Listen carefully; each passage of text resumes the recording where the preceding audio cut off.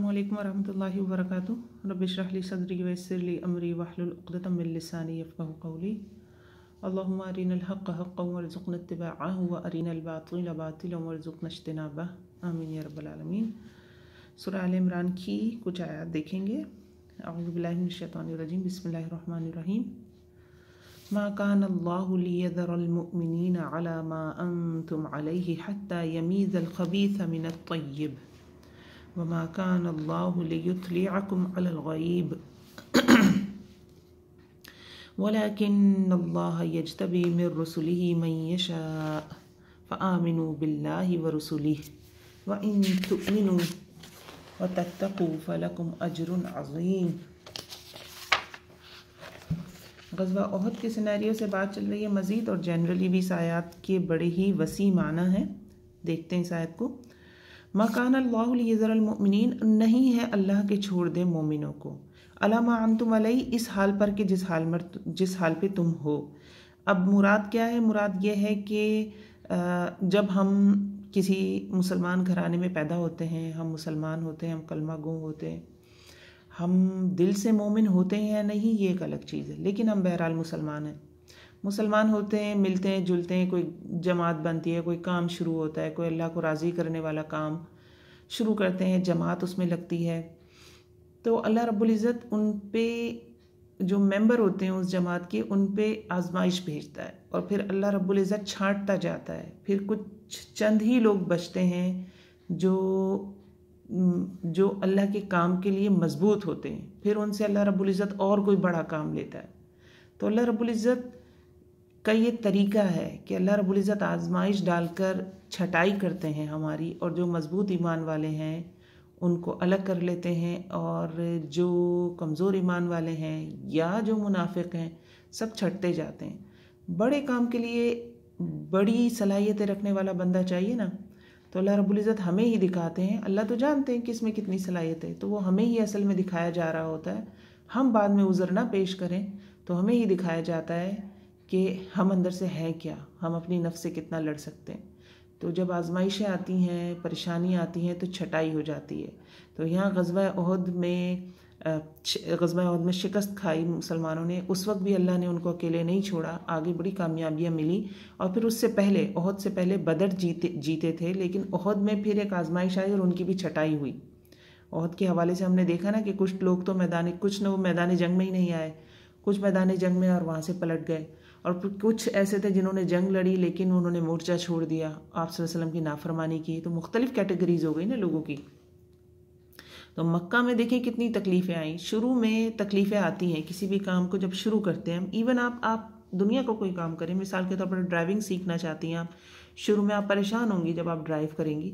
आप मुमकिन है आपके हाथ कांपे या वैसे ही परेशान हो, रोड पे ना आए आप, तो मुश्किल होती है। फिर एक वक्त आता है कि बंदा एक्सपर्ट ड्राइवर बन जाता है। अब ये ख़वातीन की बात नहीं, मर्द हज़रात में भी है ये बात। तो दुनिया के भी हर काम में ऐसे ही होता है, शुरू में मुश्किल आती है, परेशानी आती है, फिर जो होता है मजबूत वो निकल जाता है, और जो ढीला ढाला होता है पीछे रह जाता है। तो यहाँ पे भी मुसलमानों को बदर में जब बड़ी कामयाबी हुई और हल्का इस्लाम थोड़ा सा वसी हुआ मुसलमानों का, काफ़ी लोग दाखिल हुए, तो फिर एक छटाई की गई और उसमें पता चल गया कि तकलीफ़ आने पर क्या मामला होता है। देखिए, इसलिए मक्के का जो इब्तदाई दौर था, जो मक्के का दौर था 10-12 साल, आप देखिए कितनी तकलीफ़ उठाई मुसलमानों ने, क्योंकि ईमान को ठोंक ठोंक कर सीनों के अंदर मजबूत किया गया। क्योंकि अल्लाह ने उस जमात से एक ऐसा काम लेना था कि आधी से ज़्यादा दुनिया उस जमात ने फ़तह करनी थी, तो अल्लाह ने मुश्किलें डालकर उनको मजबूत किया। वो कहते हैं ना, सोना पककर कुंदन हो जाता है, वही वाली बात। अल्लाह रब्बुल इज़्ज़त फरमाने, मा कान अल्लाहु लियज़रल मुअमिनीना अला मा अंतुम अलैहि हत्ता यमीज़ल ख़बीथ मिनत तय्यिब, कि अल्लाह ताला ऐसे ही नहीं छोड़ देता हाल पे, मगर ये कि अल्लाह यमीज़, तमीज़ हम कहते हैं ना उर्दू में, तमीज़ करना यानी फ़र्क करना। अरबी में तमीज़ के माने होते हैं फ़र्क करना, ताकि वो फ़र्क कर दे, अलग कर दे, छांट दे ख़बीस को तय्यब से, नापाक अलग हो जाए, पाक अलग हो जाए। तो दुनिया में भी जब आने वाली आजमाइशें आती हैं हम पर, तो या तो वो हमारे ईमान को मजबूत कर देती हैं अगर हम साबुत कदमी से निकल जाते हैं, या वो हमारे ईमान को कमज़ोर कर देती हैं अगर हम ढीले ढाले होकर बैठ जाते हैं और उस काम को पूरा नहीं कर पाते। इस चीज़ का मुझे बड़ा सामना होता है। व्हाट्सएप के ग्रुप होते हैं हमारे, तफसीर के भी हैं और उसके भी हैं, हिफ्ज़ के भी हैं, تو بہت ساری خواتین، مطلب بہت سارے گروپ نہیں ہے، اس سے کوئی یہ کانسیپٹ نہ لے کہ میں کوئی پراپرلی کوئی اس طرح کا بڑا کام کر رہی ہوں جس میں بہت سارے گروپ رن کر رہی ہوں. میرا مین کام یہی ہے جو یہ ورڈ ٹو ورڈ میتھڈ پہ میں تفسیر بنا کے پوسٹ کرتی ہوں. میرا مین کام بہرحال یہی ہے. تو اس گروپ میں ایسا ہوتا ہے جب کسی آیت کا حفظ شروع ہوتا ہے تو کافی سارے لوگ پارٹیسپیٹ کرتے ہیں، پھر چھٹ جاتے ہیں اس میں سے. تو یہ چیز میں بار بار ایکسپیرینس کرتی ہوں، تو قرآن کی آیات مجھے یاد آتی ہیں. ابھی سورہ سجدہ کا حفظ ہم نے شروع کیا ہوا تھا اور کافی سارے لوگ تھے، لیکن آپ دیکھیں کہ اس میں غالباً 7-8 لوگ ہیں. کل آخری آیت اس کی پوسٹ ہوئی ہے، 30ویں آیت، تو 7-8 لوگ ہیں جو حفظ مکمل کر سکیں. تو اللہ رب العزت ہمیں آزماتے ہیں. اس میں اب سارے جو رہ گئے اس کا یہ مطلب نہیں کہ سارے ہی نااہل تھے، کوئی کسی اور جگہ کچھ کر رہا ہوگا، اینڈ ممکن ہے اس کی کوئی اللہ کو راضی کرنے کے لیے دوسری مصروفیت ہو جسے اس نے اوپر رکھا ہوا ہو اور اس والی مصروفیت کو تھوڑا نیچے کیا ہوا ہو. تو ضروری نہیں کہ گروپ کے باقی سارے لوگ نااہل ہیں، ایسا نہیں ہے. لیکن بہرحال ہم سب اپنے گریبانوں میں جھانکیں تو ہمیں پتہ چل جائے گی اپنی حقیقت. وما کان اللہ، اور نہیں ہے اللہ تعالیٰ، لیطلعکم، کہ آگاہ کرے تم کو. مطلع کرنا کہتے ہیں نا، اسی سے یہ لفظ ہے کہ آگاہ کر دے تم کو، علی الغیب، غیب پر. تو یہ اللہ کی سنتیں بتائی جا رہی ہیں، اللہ کا طریقہ بتایا جا رہا ہے. پہلا طریقہ کیا ہے کہ اللہ رب العزت ضرور آزمائش ڈالیں گے، ضرور چھٹائی ہوگی، ضرور الگ کیا جائے گا.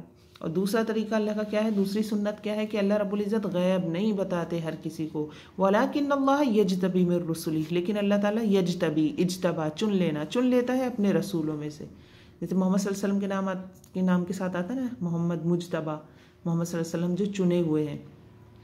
تو اللہ رب العزت چن لیتا ہے اپنے رسولوں میں سے من یشاء، جس کو چاہتا ہے. یعنی اللہ اپنے رسولوں میں سے جس کو جتنی غیب کی خبر دینا چاہتا ہے اتنی غیب کی خبر دے دیتا ہے. جیسے محمد صلی اللہ علیہ وسلم کو جنت بھی دکھائی گئی، جہنم بھی دکھائی گئی، جہنم کے عذاب بھی دکھائے گئے. فیوچر میں بھی کوئی چیزیں تھی جو آپ صلی اللہ علیہ وسلم کو دکھائی گئی کہ فلاں قیصر فتح ہو جائے گا، کسرا فتح ہو جائے گا. اب مطلب جو اس وقت کی سپر پاور تھیں اور بھی بہت ساری چیزیں دکھائی گئیں. تو جتنا اللہ نے چاہا ان کو دکھا دیا. اب اگر رسولوں کو غیب تھوڑا بہت نہ بتایا جائے، نہ دکھایا جائے، تو اس سے پھر نقصان یہ ہوگا نا کہ بندہ کیسے ایمان لائے گا. رسول تو کڑی ہے لوگوں کے درمیان اور اللہ کے درمیان. اگر مجھے کوئی چیز ایکسپلین کرنی ہے دوسروں کو، جب تک میں فزیکلی جا کے اس چیز کو اچھے سے نہیں دیکھوں گی، میری ایکسپلینیشن میں وہ دم نہیں آئے گا. میں اپنی آنکھوں سے دیکھوں گی تو صحیح سے بتاؤں گی نا. ہمیں کوئی قصہ بتاتا ہے، کوئی اپنی کہانی بتاتا ہے جس نے خود وزٹ کیا ہوتا ہے، تو ہمارا انٹرسٹ زیادہ بنتا ہے. کوئی اگر اس طرح سے قصہ سناتا ہے نا کہ میرے ماموں کے، خالہ کے، تایا کے چاچا نے کوئی جن دیکھا، تو آپ سن تو لیں گے وہ جن کی کہانی، تو وہ مزہ نہیں آئے گا. اگر کوئی شخص یہ کہے گا کہ میں نے جن دیکھا اور وہ ایسے روپ میں تھا اور وہ ادھر جا رہا تھا، تو آپ بالکل چوکنا ہو کے اور ساری توجہ کے ساتھ بیٹھیں گے. تو یہاں پہ اللہ رب العزت جو غیب رسولوں کو دیتے ہیں تھوڑا بہت، اس کی ایک وجہ بتا رہے ہیں کہ اللہ وجہ ہم سمجھ رہے ہیں اس میں، غیب دیتے ہیں اللہ رب العزت رسولوں کو، تھوڑا بہت حصہ دیتے ہیں، جتنا چاہیں دے دیتے ہیں. یہ آیت الکرسی سے بھی ہمیں پتہ چلتا ہے، جتنا علم اللہ جس کو چاہے دے دے. لیکن کامل علم، کامل قدرت اللہ ہی کی ہے، وہ کسی کی نہیں ہو سکتی. تو آپ صلی اللہ علیہ وسلم کو اس بنیاد پر یہ کہنا ہے کہ آپ صلی اللہ علیہ وسلم کو غیب کا علم تھا اور مراد اس سے یہ ہو کہ کامل علم تھا، تو یہ غلط ہے. ہاں، غیب کا علم تھوڑا بہت تقریباً سارے ہی رسولوں کو اللہ نے دیا. رسولوں میں سے بھی سارے رسولوں میں نہیں. دیکھیں یہاں لکھا ہے جس کو چاہتا ہے چن لیتا ہے اپنے رسولوں میں سے. اب کیونکہ ہمیں اس کی ڈیٹیل بہت زیادہ قرآن سے نہیں ملتی، ہمیں نہیں پتا اس کے بارے میں کہ کس کس رسول کو کتنا غیب کا علم دیا، لیکن محمد صلی اللہ علیہ وسلم کا جب تذکرہ ہو رہا ہے تو وہاں پہ یہ بات ہو رہی ہے کہ جس کو چاہتا ہے چن لیتا ہے رسولوں میں سے غیب کے معاملے میں. یہ بات یہاں کیوں کی جا رہی؟ اس لیے کی جا رہی کہ تاکہ فآمنوا باللہ ورسولہ، تاکہ تم ایمان لے اللہ پر، اس کے رسول پر.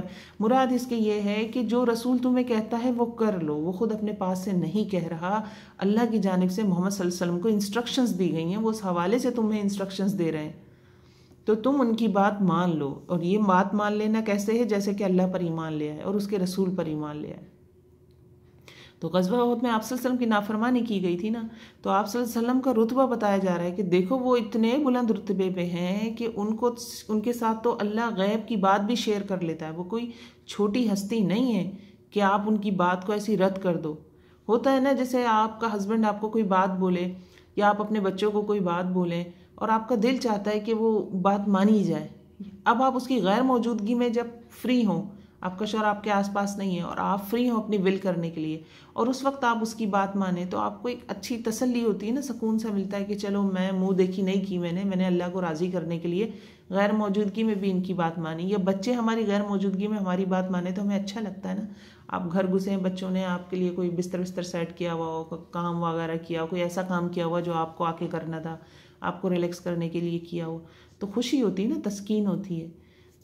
تو یہاں پہ یہی اسی حوالے سے بات بتائی جا رہی کہ بڑی ہستی ہیں وہ، بچوں کے لیے ہم بڑی ہستی تھے، ہمارے لیے شوہر اللہ نے اس کو ایک رتبہ اوپر رکھا ہے ہم سے، تو محمد صلی اللہ علیہ وسلم تو کہیں اونچی ہستی ہیں تمہارے مقابلے میں، تو تم نے ان کی بات کو کیسے رد کر دیا؟ اور اونچی ہستی بحیثیت رسول، پلس یہ کہ وہ رسولوں میں سے وہ چنے ہوئے رسول ہیں جنہیں اللہ غیب سے بھی نواز رہا ہے۔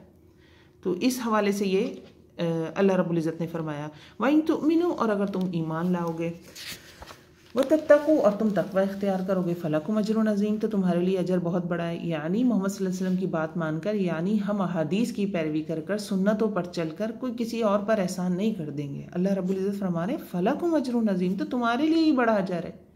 یعنی تم کرو گے 5 منٹ کی محنت، میں تمہیں دے رہا ہوں 50,000 سال جتنا ثواب۔ اجر عظیم، بڑا، عظیم۔ اب یہ میں نے ایک مثال دی ہے، اب اللہ ہی جانتا ہے کہ کتنا اجر ملنا ہے۔ دنیا کی زندگی تو بہت چھوٹی ہے نا، آخرت کتنی بڑی ہے۔ دیکھیں، نہ ختم ہونے والی زندگی جنت میں، تو نہ ختم ہونے والی عبادت دنیا میں ہم کرتے نہیں کرتے، چھوٹی سی زندگی ہے آخرت کے مقابلے میں، اور پھر اس کے بدلے اس زندگی میں بھی سارا ٹائم تو ہم اللہ کی عبادت نہیں کرتے رہتے نا، تو کچھ وقت کرتے ہیں، کچھ وقت نہیں کرتے۔ کبھی نماز پڑھیے، روزے بھی مہینے میں، سال میں ایک دفعہ رکھ رہے ہیں، دوسری سا بھی آپ حساب لگا سکتے ہیں، میں کیا اس کو مزید ایکسپلین کروں۔ تو لیکن اس کے بدلے میں دیکھیے جنت میں لامحدود ہے نا سارا کچھ، تو 25-26 سال، کوئی 30-35 سال، کوئی 50، کوئی 60، 70، 80 اتنے سال جیتا ہے، محنت کرتا ہے، اور اس کے بدلے ہزاروں سال کی زندگی پائے گا، تو اجر عظیم۔ تو اللہ کے پاس تو اجر ہے بڑا، جیسا بادشاہ ویسی اس کی عنایت، تو اللہ سب سے بڑا بادشاہ، اللہ کی سب سے بڑی عنایت۔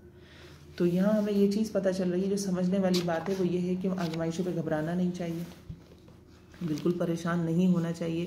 دیکھیں، آزمائش کا مطلب ہی آزمائش ہے، آپ پہ دقت تنگی تو آئے گی، مجھ پہ دقت تنگی تو آئے گی، لیکن اس سینس میں نہیں پریشان ہونا چاہیے کہ اللہ نے اکیلا چھوڑ دیا۔ نہیں، اللہ نے اکیلا نہیں چھوڑا ہے، اللہ ہم میں سے چھٹائی کر رہے ہیں، تو ہم نے جم کے رہنا ہے۔ آزمائش میں بھی مستقل ہماری یہی دعا ہونی چاہیے، یا اللہ نکال دے اس آزمائش سے ثابت قدمی کے ساتھ، اس آزمائش کو ختم کر دے ثابت قدمی کے ساتھ، کہ گزر جائے ہم پہ سے۔